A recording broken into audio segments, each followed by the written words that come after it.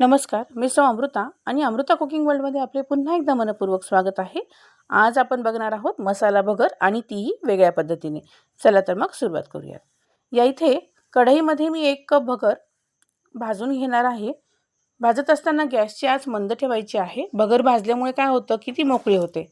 यामध्ये आता 1 चिरलेला आलू, आवडीप्रमाणे मिरच्या, इथे मी 5 ते 7 मिरच्या घेतलेल्या आहेत आणि जिरे घेतलेले आहेत।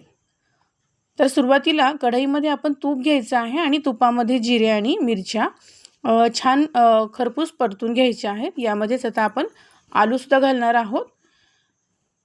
आलू घातल्यानंतर आपण यामध्ये पाणी उकळत ठेवणार आहोत आणि जी भगर घेतलेली होती भाजून तर ती आपल्याला स्वच्छ 2 पाण्याने धुवून घ्यायची आहे। तर यामध्ये आता मीठ घालणार आहे।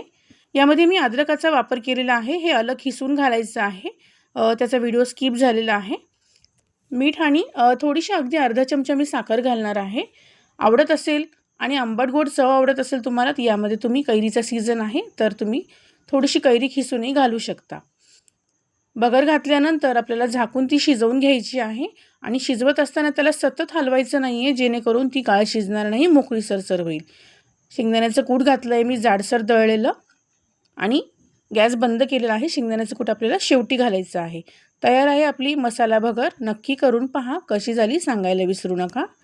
अजूनही माझ्या चॅनलला सबस्क्राईब केलं नसेल तर सबस्क्राईब करा, लाईक करा, शेअर करा आणि बेल आयकॉन नक्की दाबा जेणेकरून माझ्या रेसिपी आपल्यापर्यंत आधी पोहोचतील। भेटूयात पुढच्या रेसिपीसोबत, तोपर्यंत बाय बाय।